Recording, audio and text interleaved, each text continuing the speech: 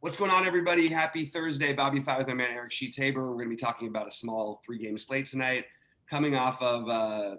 I'm just saying, guys, I'm ice cold right now.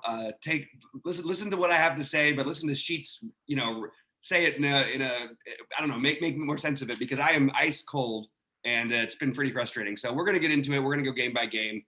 And a lot of it's a little bit fluke of luck. A lot of it's running bad. A lot of it is bad plays and just one wrong spot and missed line of construction and all this stuff.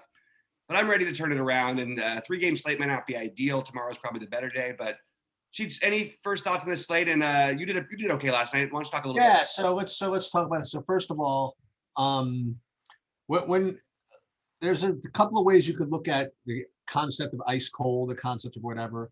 One is and this I know, Bobby, this is not your thing. Okay, this is totally like a wrong thing to say to Bobby. I'm just saying right now, but the reality is that this is the way variance works, and that you keep making good plays, and it's just part of the ups and downs of DFS, and just the way results distribute. You're just going to go through this, and I know what you're going to say. Yeah, okay, I don't want to freaking hear it. Yeah, I hear you. I got you. That's like something else.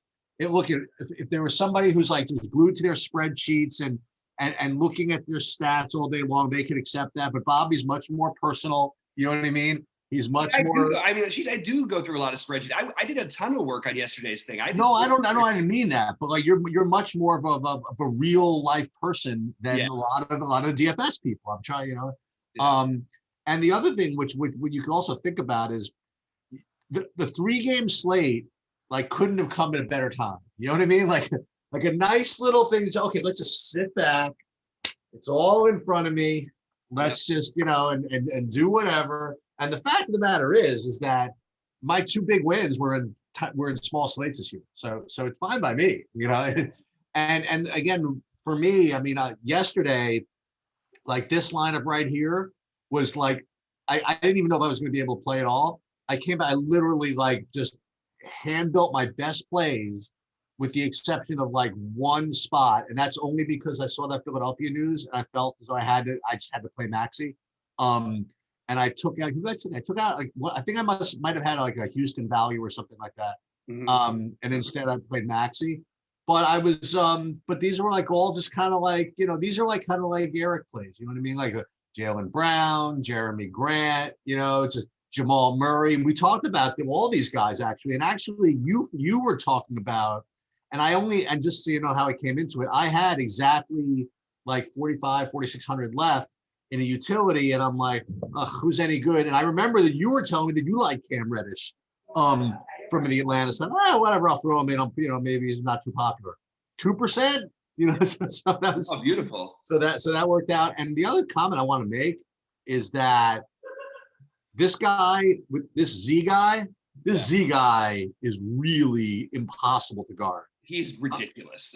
I mean, I was watching him yesterday, and New Orleans should really be ashamed of themselves. I mean, they were down 2 points with one possession left, and me, I'm like, it couldn't have been better, because they were up 1, and I'm like, all right, how do I get to overtime with Zion? And Portland did everything they were supposed to do. Like Dame made an and 1, got the free throw. I'm like, beautiful. It's a 2-point game. They can't stop Zion. They'll get him the ball, and worst case, he'll have to make 2 free throws. How did after a game like that, they had like 7 people touch the ball or something like that from the team on the last possession, and Zion was not one of them. Like everybody else took a terrible shot or something, and Zion's just like, oh, whatever. So maybe I'm just a little bit biased, because that's exactly what I needed him to take it to the rack. But he's just literally impossible to stop. I agree. I just got to say one thing real quick. If we're on the subject of just saying anything about overtime, that call on Bradley at the end of the game was. I didn't see it, thank God. It was a terrible call, and honestly, the weird part is I root for Washington anyway. I'm still, even though Westbrook is not the same Westbrook, I still have love for him. Like he's still my favorite player.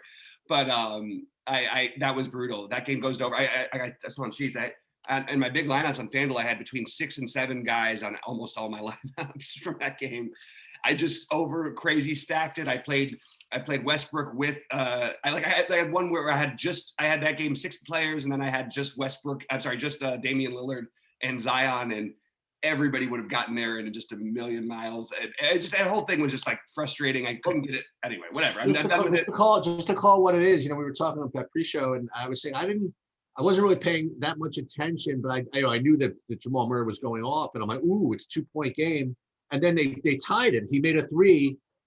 And I thought that was like, again, I was following on the phone really. And I said, okay, 0.2 seconds, 2 seconds. All right, overtime. And then I'm like, yes. And I'm like, wait a minute. Do I even want this? I mean, like, I had Jamal Murray, which obviously I want the 5 minutes from him. But think about this. So if I go to overtime, I get 5 minutes out of Murray, but I then give everybody else 5 minutes of Jokic. I give everybody else 5 minutes of Beal. I give everybody else 5 minutes of Westbrook.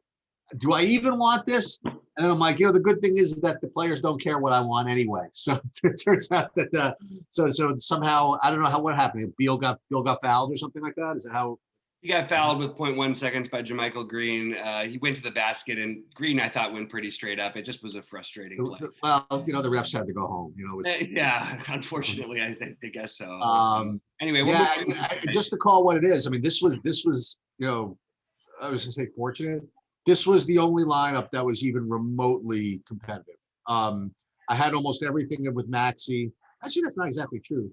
And again, fortunately, the one that was the most competitive. And it was, I think, by 20 points. I don't think I might not have had a single lineup over 300 except for this one. And this one, thankfully, was in the one with the biggest buy-in. So sometimes you get lucky with that respect. Sometimes you don't get lucky. But I think we have a nice little 3-game slate.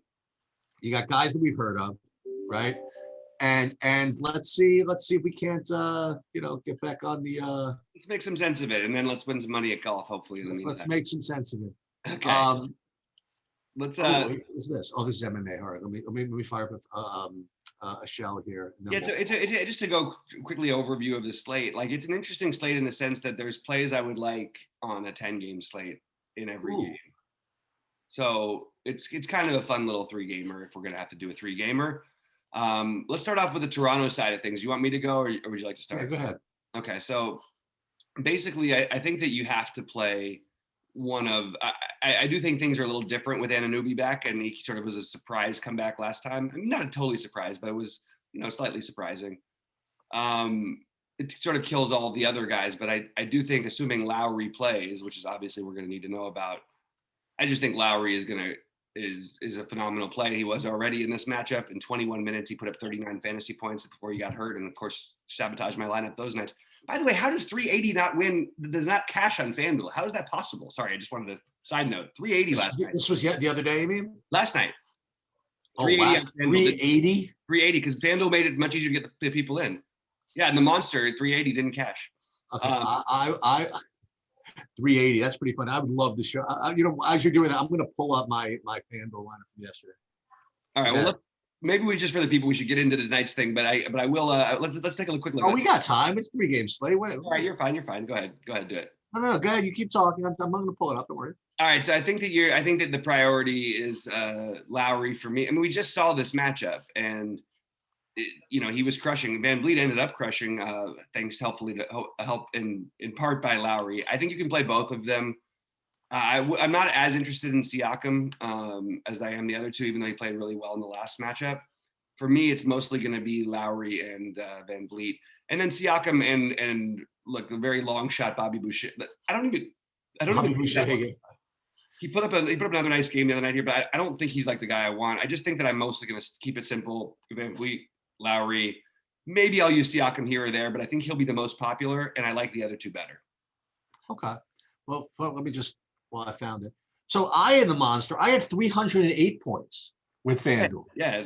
So you're whining about 380. I'd rather 308. Right. So and I had Jamal Murray. I had triple-double John Morant. Yeah. Right. Capella did fine. Butler was okay, but it's rough out there, man. You spend $8 million on Beal and he only scored 42 points. It's kind of rough. And then Serge, Vanderbilt. Yeah, this is what happens when you play these guys. All right. So I was wondering where how 380 possibly couldn't have done anything. I'm like, I don't remember getting over 300 like anywhere. So I'll tell you how. Damian Lillard was 74, yeah. Westbrook with 50 or Oh, whatever. Sabonis, I forgot about that, right? That was nonsense. And then right as the other game is not going into overtime, that game goes into overtime. Whatever. It's just all. All right. So Milwaukee, Toronto. I like. So this is who I like. Let's get down to basics here. So let's just presume Lowry is playing. All right. Lowry's 7,000. All right. So that's the end of that. Giannis is really good at basketball, and he's under 11,000. So he's really good too. Then I always don't like to play two guards together from Toronto, and I would kind of like to play another guy. So let's put in this dude. Let's put in Siakam. Ooh, but we don't really want to use him at the as a center, right?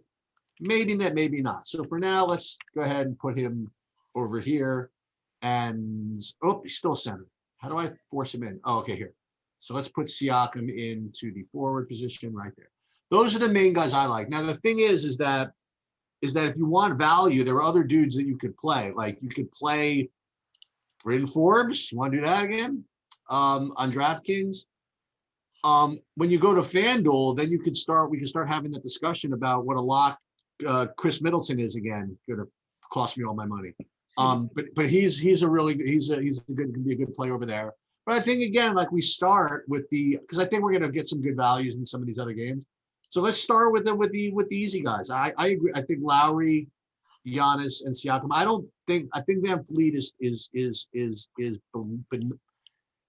a good play. He's under 8K, right? But I just think the other guys might be better. Yeah. I love both Lowry and Van Vliet. I have Lowry slightly ahead of him, but I think Van Vliet is a great play too. And then on Milwaukee, look, it's the same. There's nothing tricky here. It's Giannis and Middleton. I don't mind Bryn Forbes or Pat Connaughton for value. They are giving Connaughton a lot of run here. Giannis has always liked playing with him. They're workout buddies. And he's played, 28, 24, and 31 minutes the last three games. Put up 35 the last time these guys matched up. I don't see why they would not play him again. I think there was some foul trouble. Maybe it was DiVincenzo. I can't remember who it was off the top of my head, but it doesn't matter because he's still going to get plenty of run anyway. So that's and then look, DiVincenzo and Portis are in play for tournaments for sure. I just think that the way I'm going to build is going to be more just using the chunky parts of this game and then use the value in Connaughton or Forbes. The guy who's going to be really overlooked, and maybe for good reason, has been pretty bad lately. Brook Lopez, I think, is in play at 4,700. That would be the guy. I don't know if I would play. I think you can stack this game just fully on this slate. Obviously, only 3 games. Of course. If you can. I mean, I don't actually know price-wise. It doesn't quite work. But okay, I didn't really actually try to do it. But you can use 4 players from this game, and I would use one of those value pieces with the 3 pay-ups. Maybe what you do is here. Let me put Portis in at center as well. Yeah, I wouldn't play Portis like with Giannis or anything like that. Oh, really? I mean, just in general, like it's just you're sort of asking. I mean, look, it's a 3-game slate, so it's fine tonight, but you're not really getting the most out of these guys probably if you're doing that. So let's put Middleton in. Where do you want to put him in? Small shooting guard or small forward? Small forward. All right. We'll just see what it looks like. Yeah. Okay. And then you could play Forbes or Connaughton to fill it out. I think both of those guys. Well, I already got 4 players. Let's see if we can fill the lineup. How many times we could play some Sacramento values this in the same lineup? We'll see what happens. All right, let's get over to it. Let's get over to the next one then. What are your thoughts on the Brooklyn side of this game? So who's playing? We're assuming we don't know about TLC yet, but other than that, everybody else I assume is going to play, except for KD. Yeah. So if we're going now, okay, so you don't have to build this way, but if you are going to build this way, I'm looking at let me see what value you guys look good on Brooklyn. So Bruce Brown is 4,100. I guess that's okay. I don't know. I wouldn't go back to Landry Shamet. If TLC is out, that it's got to mean something. I just don't know exactly what. I don't think I would go back to Tyler Johnson with Kyrie back. But Bruce, I don't know, for whatever reason, I feel like Bruce Brown I guess he might be okay. If you didn't want to, No, go ahead. Keep going. I'm sorry. I was going to say, if you didn't want to build this way, like if you didn't want to just use Toronto, Milwaukee, I do think that both Harden and Kyrie are. I mean, I think they're good plays. I just do. They are. They're good plays for sure. And then on the Lakers side, sure. I mean, like, so there's LeBron, Giannis, and those are the only two big. No, who am I missing? Who's the other side? And the Brooklyn guy, right? So Harden or Giannis or LeBron, you're not going to be able to play them all, I don't think.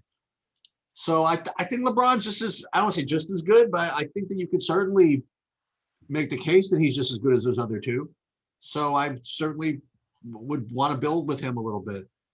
What about going back to the guy you like that I didn't play? I don't even know how he ended up doing. The next guy I have is Schroeder, or Schroeder on the Lakers.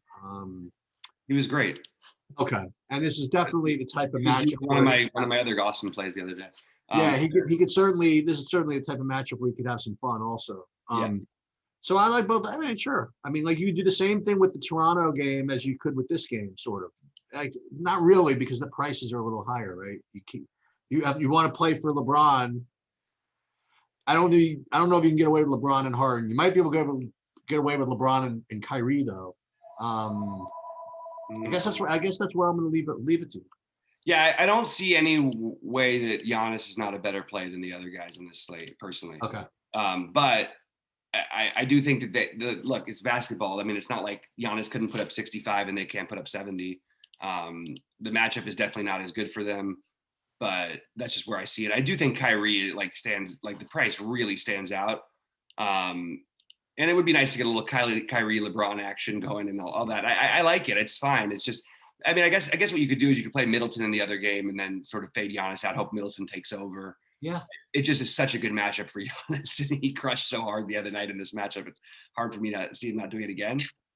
But yeah, I mean, like we said, there's options on this slate, and I think that LeBron. I think I would, I'd rank it Harden. I'd rank it Giannis, LeBron, then Harden, which is really rare that I say anybody above Harden. And then I would say Kyrie is the other guy you'd spend up at the top for, but it honestly, you just can't play them all. So I'm not as interested in this. I think that the obvious play is sort of the DeAndre Jordan play. He wasn't very good the other night, but he does provide some value. The Lakers tend to play big, which obviously means like, I don't know how much Jeff Green they're going to put on Gasol the whole time. And when they bring in Harrell, I think Jordan just matches up a little bit better actually. So I like DeAndre Jordan, and probably because of the way that I'm playing tonight, I'm probably going to, I'm not really that interested in the rest of the pieces in this game with the exception of Schroeder. Another way you could play, by the way, you could play LeBron, Kyrie, and whatever, and then you could play Milwaukee. You could play a Milwaukee blowout run if you want. You could play Portis, and you could fade the others if you want. I don't know. Yeah, but yeah, I mean, 3-game slate. I mean, if you get away with it, you're a freaking hero. I kind of like that actually. It's not a bad idea if you're going to go the other way. I actually think it makes a lot of sense. You like Bruce Brown at all, or? I mean, he's not exciting. If TLC is out, I think he's fine. In general, I mean, I don't see why we would play him over Connaughton or Forbes if TLC's in. I mean, without Kyrie, he put up 13 fantasy points in 26 minutes. What about TLC, by the way? Yeah, if he plays, he's in play. I don't really. It's just, why are we playing these guys over the other guys in Milwaukee? And that would, I guess, be my best question. They had a much better situation and they didn't come through last time. So why would we, now that Kyrie's back, decide to play him? It doesn't make sense to me. Okay. Well, I mean, I think the TLC is more of a play for no Durant than one for no Kyrie, right? Yeah, but he had no Durant and Kyrie. He still didn't do anything. He still didn't even start. Yeah, I guess. His minutes, he can always put up a game if he gets hot off the bench. He's a fine shooter, but he doesn't shoot that much. What's his name get in the other day? THT or no? No. Wow. I can't believe it. I almost played him like a lot more than I should have, and thank God I didn't. I was really going to do it. But check this out, 19-6, 25-6. So today it's 32, dude. That's the way it goes. It's possible. Maybe. I don't personally find myself. I actually think that the Lakers guys have a little bit more upside. Okay. If you're going to go that way, I think I would side with Caruso or KCP though. Okay. But it's not that exciting. I mean, I think I would. At the end of the day, I still like the tempo in the other game. I like Forbes and Connaughton enough to where I'm not going to play a bunch of lineups. One guy like. Look. If we hear something else is happening with the starting lineup or anything, that's the only thing I would keep an eye out for. I don't think it's going to happen, but if for some reason they started Markieff Morris, which I just, but even still, he's kind of in, like they're all fine. I just think I'd rather be cheap with the Milwaukee guys. Okay. So what is the difference? And this is the obviously a rhetorical question. What is the difference between Hassan Whiteside today and Hassan Whiteside 2 weeks ago? Okay, so the one, he's facing his old team in Miami that gave up on him and was pretty adamant and emphatic about how he was not a winning basketball player. That's one thing. We have no Rashawn Holmes. That's another thing. We have Bagley getting phased out a little bit out there. Is like he only played 21 minutes in the last game, and he was playing well too. Those are your answers, Sheets. So I was going for the exact opposite. What I was going for was this time, instead of when we were supposed to play him like we did 2 weeks ago when no one was playing him, this time he's going to be 50% owned plus. Yeah, of course. And there is a sneaky guy back. Bielitsa's back. He's been back. And right, but Bielitsa was not back like two weeks ago. That's what I was saying. He's back but 2 weeks ago, Whiteside wasn't doing anything. It was really the last week, right? Like, yeah, I got you. You know, like last game, really. So that's for openers. The second thing is that there's a lot of guys out, it looks like, for Sacramento. Holmes, Barnes, man, that's sneaky important. Another one, yeah, that helps Whiteside and Bagley. So I presume that all these guys are going to be and somewhat popular and somewhat, I don't want to say must plays, but they're playing Miami. It's not like it's a tremendous matchup for any of this stuff. So let's talk about this. So there's Corey Joseph. I mean, he's obviously the value guy if you want to get these other studs on the slate. And then Fox remains good. Halliburton, especially on Fanduel, we'll get to that later. What about Bagley? He just can't play the minutes. He might tonight without. He started in the last game and he always starts. Yeah. I wish they would play him, but he's going to be really popular. He and Whiteside are going to be two of the most popular players in the slate, as is Corey Joseph. Corey Joseph is the other, probably better value than the other guys we talked about, Forbes and Connaughton. Well, the other thing. So the other piece of this again is that the pace-up matchup is not in Sacramento's favor. It's the one it's Miami's favor. So you should look at the Miami guys too. So there's Butler again. 8,800's rough. But it is a tremendous matchup. Back to back, though, you're gonna have to tell me you're the Butler whisperers. Well, we haven't been wrong. I'll tell you what, it's pretty easy these days with Butler, isn't it? You just say, "Oh, he's just gonna play. He's gonna score 55 fantasy points anyway." I mean, it's funny. We talked about it yesterday, and I have a sneaky. So, doesn't something strike you as? What if I told you that Miami's only a 1-point favorite here? Does that strike you as a little bit odd? I honestly wouldn't know who's expecting to be favorite at all. I honestly don't know. Miami's like technically healthy, and Sacramento isn't, and Miami is. I know they're struggling this year more, but so I would like to remind everybody, by the way, that Whiteside, when he went to Miami, he played 20 minutes, 17 fantasy points. Obviously, it was different because Holmes was there. Yeah. So, by the way, that was a lot of minutes, I think, for him at the time. I was happy to get it. Right? Yeah. 6. What I would say is that this is kind of funny. So when you're struggling to think about whether you want to play LeBron versus Kyrie or Giannis versus Toronto guys, maybe the guy who gets lost in the shuffle is Bam at 8,200, because 8,200 is not going to work with those builds. You know what I mean? So maybe again you do something, some middling situation where you play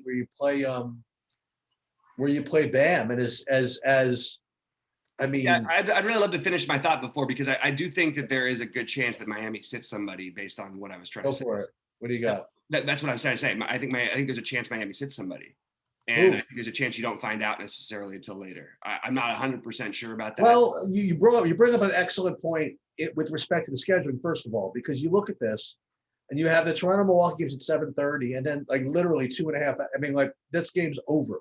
Yep. By the time the next game starts, which really makes you want to not play those Milwaukee value guys, right? A little bit, but the thing is, even if Miami rests somebody, I don't see value opening up. I just think that it's gonna be like if Butler or Bam were to sit for any reason, the other one is going to absolutely crush, and Tyler Hero is going to become the best player. Well, and Olynyk, right? And the key is that's the guy I would play, because he's got a million outs anyways. Like, okay, he's got plenty of. This is a good matchup, a good kind of matchup for him anyway. So I don't mind playing Olynyk and taking that shot. And I'm not 100% sure of it. I did think Miami would be a little bit of a bigger favorite in this matchup. That I would have assumed at least 3 or 4 points. And I'm just trying to use that to try and figure out if there is a chance that we take somebody rest. I agree with your Bam take though. I think Bam and Butler will both be low owned just based on the nature of the slate. And I think they're both good plays. I think Tyler Hero is way too cheap in this kind of a matchup. I think Kendrick Nunn has got upside, but I would rank them. I think I would actually put Bam ahead of Butler tonight, for no other reason than the matchup is just, I mean, the matchup's great for both of them, but Bam, I just don't know how they match up inside with him. The only thing that's hard with Butler is like, this guy could put up a triple-double every game if he's going to get this kind of usage. They really are using him as like point forward Butler. It's not like he's shooting even that much. He's 11 assists. He's got double-digit assists in 4 of his last 5 games. It's pretty incredible actually, and he's been very efficient. I think though I would go with Bam tonight. I think the matchup is just a little bit superior, and on the back-to-back, it doesn't seem to affect Bam that much when he does play him. So if I had to choose between the two of them, I actually, for once these days, would be taking Bam. And I like Hero and Nunn, but I would prefer Hero over Nunn. Olynyk is kind of free on FanDuel. I just want to point one more thing out about Tyler Hero. Was 3 for 15 last night, and he put up 43 fantasy points. How did he do that? What did he get on rebounds? 15 rebounds. There you go. 15 rebounds and 3 block shots. 3 block shots.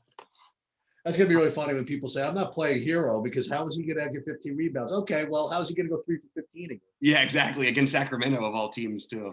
Not to mention, this is also like this is a great matchup for all of these Miami guys. Duncan Robinson, great spot for a 3-point shooter. They all look great. If I have to rank them, it'd be Bam, Hero, Butler, Nunn, Olynyk. But I do think I might end up prioritizing Olynyk to try and get some low ownership on this slate. But Duncan Robinson's right there too. I mean, all of these guys are in great spots and will probably exceed their price.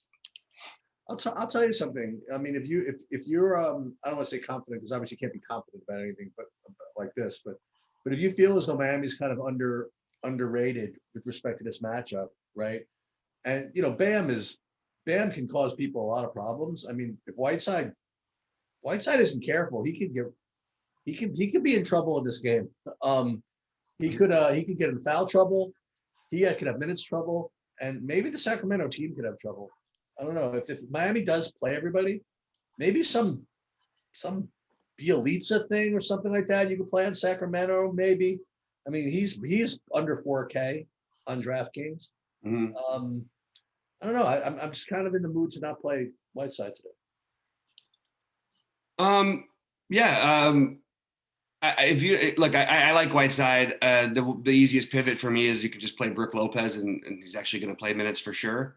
So you don't need to play Whiteside, but I definitely I like Whiteside, but I don't know what to say.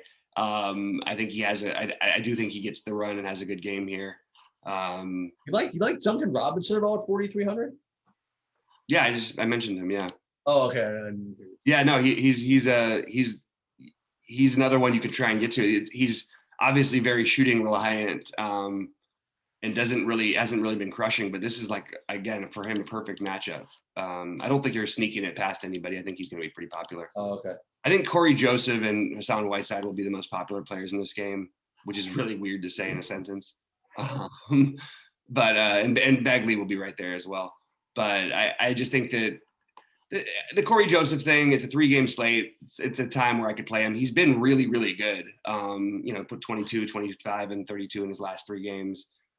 But I think that if I play him, I'm probably going to play him with the other value, with the Connaughton and maybe with Forbes also, or something like that. Just because I want to try to get all the value. Then I don't see him as being so much better of a play to where when he's going to be 40% owned and they're only going to be 15% owned. I don't think he's that much better than they are. So I have early some early ownership projections here from a couple of places, and the highest owned guy on Miami is a little surprising to me. And this is like first one, but I'm seeing like a couple of 25% plus projections for Kendrick Nunn. Yeah, I think it's probably about in line with all the Miami guys. Okay. I don't know if that holds, but I mean, it's a great matchup, and he's playing the minutes, and he's put up 25, 34, and 34 in 3 out of the last 4. Okay.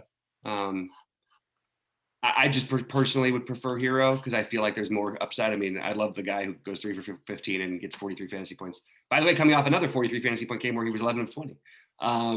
But yeah, I would probably side with Hero. It's the 3rd and the 4 nights. I'm not saying they need to win games, so maybe they won't rest anybody. That's what I was thinking. There could be a little bit more. I don't know. I personally like Miami to win this game. I've watched Sacramento just get absolutely pummeled a few times lately, and I don't know why it's a 1-point spread, in my opinion. But the only thing also about this is I don't know if they can afford to rest these guys coming off a loss. Which one? Which team? Oh, Miami. Miami's lost 3 in a row. Yeah, you're right. You're right. You're probably right about that. Maybe that's just the reason that they've struggled and everything on this trip. But it's just hard. It's weird to look at though, because even when they've been struggling, like even the spreads have all been at least more in their favor than this. So you're probably right. I don't think they would. I think this is tough. If I were betting, I'd probably bet Sacramento here. I mean, this is a tough back-to-back too. I mean, not from a travel perspective, but to play 2 fast-paced games in a row like this. I played Golden State yesterday, and then playing Sacramento today. That's gonna be tough for Miami. Yeah, and 3rd and 4 nights too, actually. But the only thing is that it doesn't really seem to affect them ever. Like they were the masters of the bubble. You know what I mean? They were the play everyday guys. So I don't know that it should affect them. What does Barnes being out do to the overall pace of the game? Does that mean anything or not really? No. Okay. Means Glenn Robinson will play. Glenn Robinson, the guys we didn't talk about are the minimum cost guys, and that's Glenn Robinson and Iguodala, who are both in play at 3K. Probably would prefer Glenn Robinson because the back-to-back for Iguodala and the low usage. But neither of them excite me. I don't think I'm going to play Healed at 6,600. But the reason why I want to bring up Healed is I'm looking at my screen here, and there's a guy I just kind of forgot to mention on the Toronto side. Just always seems to have a ceiling is Norm Powell. I don't know if we ever talked about him, but he's a much worse play than he's been because. Is that right? Yeah, because they've got what's it called back? Anunoby back. Okay, fair enough. And his minutes are definitely going to be down a little bit, but he's also. Maybe his usage could be actually okay. I mean, look, if Lowry's out, absolutely we can play Norman Powell, but I don't think I can play him. What was the injury issue with? I'm going to look this up with Lowry. It was his ankle. Back, it says ankle. Oh, it was ankle. It was like no. So that's right. So he had played 20 minutes and he had 39 fantasy points for Mr. Firestorm. Yeah. We can't. That was brutal, man. I was counting my money at 5% ownership, and I had him 40%. Oh, all right. But yeah, I mean, it's so basically the guys to get off the board. I think Kelly Olynyk is a sneaky play. because it's going to be hard to get low ownership on too many of these guys. It's actually going to be pretty spread out ownership. I don't think you're going to see, like, other than Whiteside, honestly, I don't know if you're going to see anybody over 40%. But I think that to try and get a little bit off the board, I wouldn't mind taking a shot with Olynyk. I wouldn't mind Duncan Robinson, but he'll have some ownership. I do like the idea maybe of Schroeder, but he'll also have some ownership. There's not a lot of single digit owned guys that I'm too crazy about tonight. So hopefully before this evening show we can come up with a few for you, because it is kind of hard to find the super low owned guys. It's more about lineup construction that I find that you can have an edge on these kind of slates, because there's nobody who's less than 10% that I actually really like. Maybe what you said, like, though, maybe I should take a little bit. And it's not that you said anything about it, but it wouldn't be impossible that Bjelica would play minutes here. And I mean, we know how effective he can be. He just put up 35 in 28 minutes the other day. Maybe that's something you could do as value. Maybe you use him as a pivot off of Corey Joseph chalk value. You got Corey Joseph. Or the more direct pivot off of Whiteside value, no? No, for sure. But yeah. But I mean, like, if you could skip Whiteside and Joseph, who are going to be like the first guys people plug into cash game lineups, and you could just play Bjelica. There's a way to get different for you. I like that actually a little bit. I think I can get behind a little bit of it. Also, the thing with Whiteside is, like, he could foul out. You know, he could also put up 25 fantasy points and be fine. But that doesn't mean we don't want 25 from him. We're playing him because we think he's going to score 30 plus here. And I'm guessing every projection system will have him well in the 30s. But I like this Bjelica pivot. And I don't even think, like, it's that crazy. Like, you could play Bjelica and Bagley, or you could even play Bjelica and Whiteside.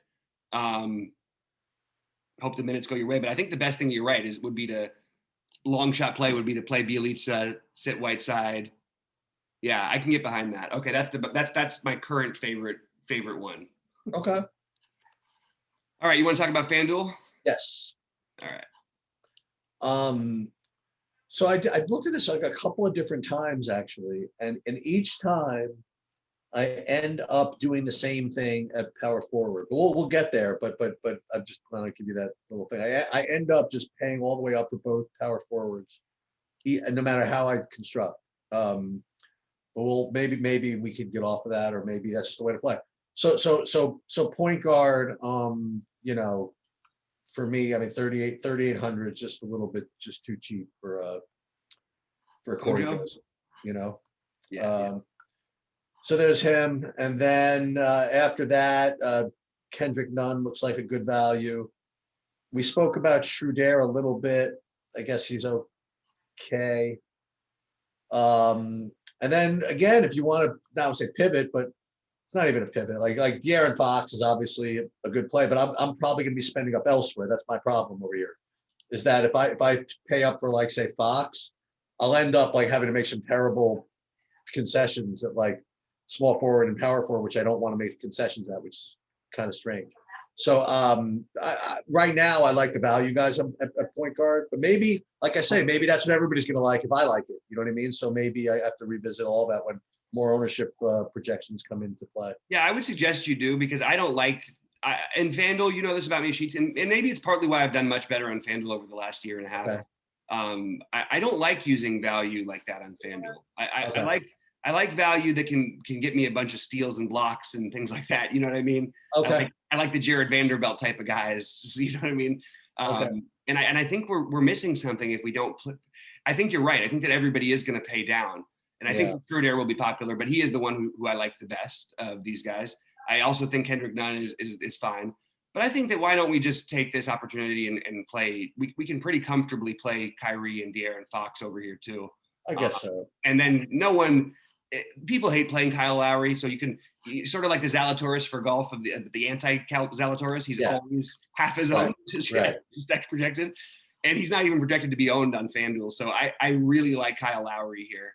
I don't care about these price differences; like they really don't matter on these kind of slates. So I don't care that he's 600 more. It really is actually the same in line with what his allocation of overall salary is. So I like Kyle Lowry. Lowry, Irving, and Fox, I'm guessing will be the three I use on FanDuel.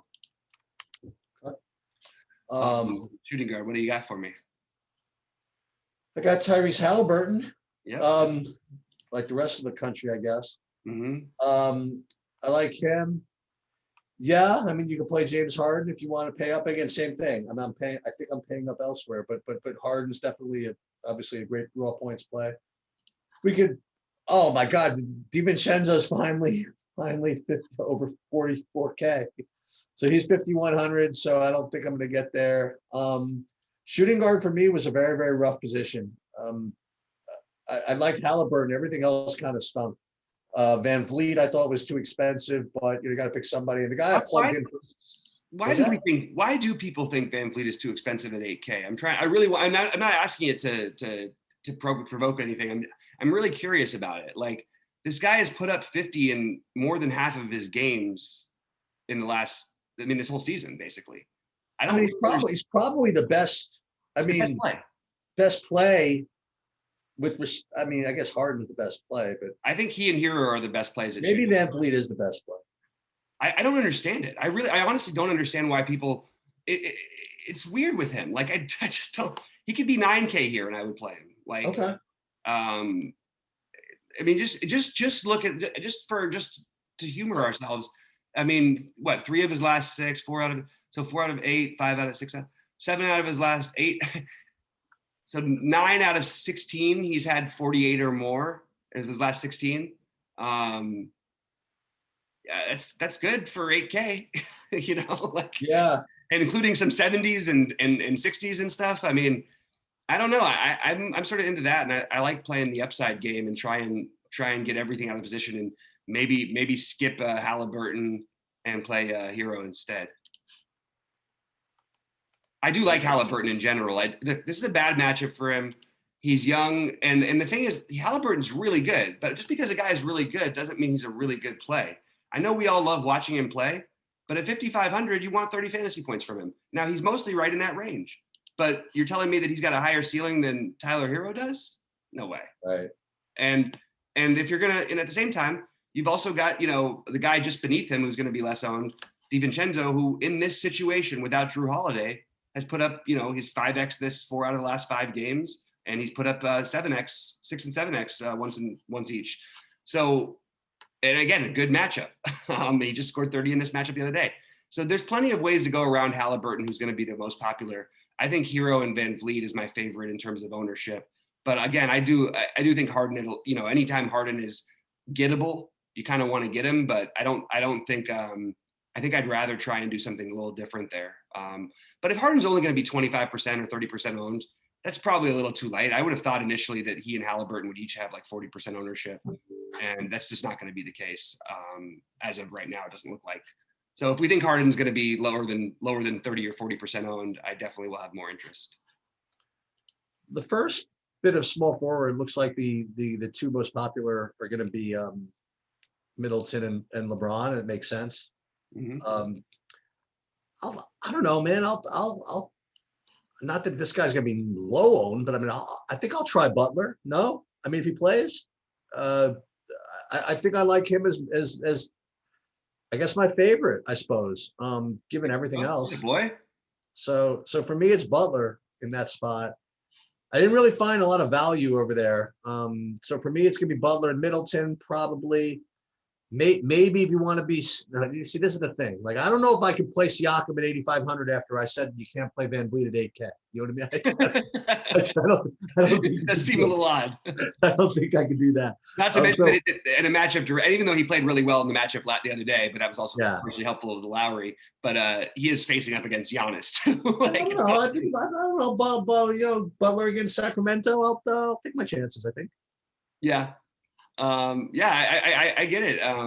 I think that I'm going to go a little more chalky here and just play the Middleton and probably LeBron thing.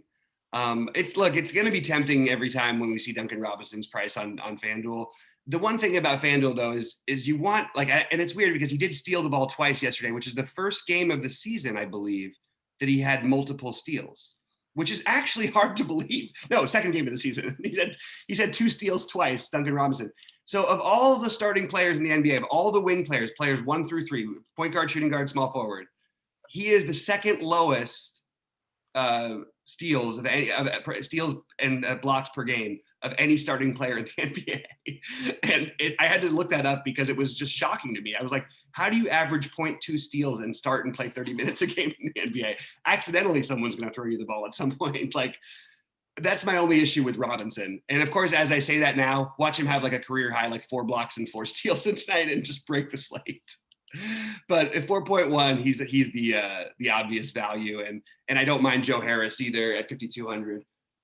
This is the site where I would play Norman Powell. I'm not going to probably, but I would rather play him here than on DraftKings.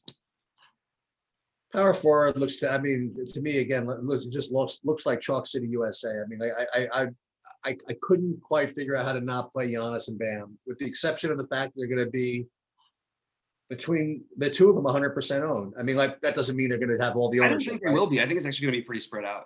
I don't know who else people are going to play. Bagley. You're going to play Bagley, maybe? That was the other thing I was going to consider. I think they'll play Bagley and Portis, and it's kind of a shame that they'll play Portis because that's the guy I would go to. Okay. You got one super sneaky option though here. You play Jeff Green? Yeah, or you maybe we consider the Bjelica thing, but I think Jeff Green is the right answer for being sneaky. He's like, he put up 35 in the last game. He's going to play a lot of minutes. He's actually had good games against LeBron in the past, going back to when he was actually a good basketball player. And there's definitely upside on the 26 projected minutes.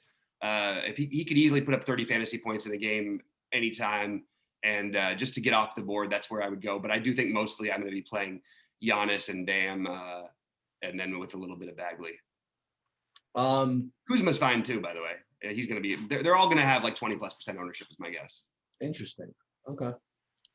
I think Giannis will be over 50 by himself. Giannis will be the highest on. He'll be 60% on. Yeah, you're right about that.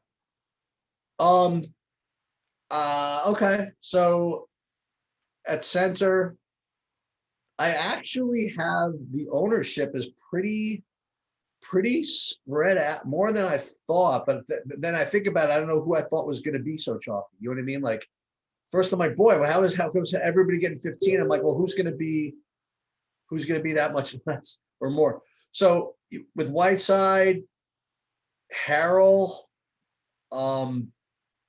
Lopez, Olynyk, we talked about. Play all these guys. I mean, I don't know which one. Who you like it? You like any of them? I mean, more than the other?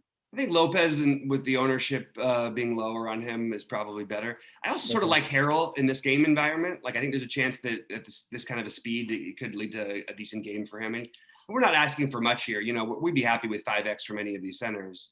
So Kelly Olynyk would be my sneaky guy again. Kelly Olynyk and Lopez would be the lower owned guys I like. The more obvious play to me, I guess, would be DeAndre Jordan. But none of them strike me as being extremely popular or extremely good plays. So all things being considered, maybe you do just jump over to Montrezl Harrell. I don't think it's a bad idea actually at all. So that would be if the rest of your lineup is too chalky. All right. Anything to add? No, I think that it's actually like there's 100 different ways you can play this slate on DraftKings, especially. It's hard to get everybody in, but I'm going to side with the first game, and I would also like to get a little bit of Kyrie versus LeBron. Kyrie is one of those guys, by the way, and not to mention that he's just awesome in general. Maybe he gets a little bit overlooked on DraftKings. I'm sorry, on Fanduel because of his price. Not overlooked, but like he's 25% instead of 40 or 50%, which he could easily be. So I sort of like them going back and forth a little bit on Fanduel. So I would just like to say, as we wrap this up, I want to give for those of you who hung in there through this, I want to tell you guys what I did for my golf, and I say this for a reason, and only you guys that watched the golf construction video are gonna appreciate this. I put my money where my mouth was. And what I did was, if you guys might recall, at the end of the thing, we each took our favorite guy to win the tournament. We took our favorite guy under 9K, favorite guy under 8K, favorite guy under 7K.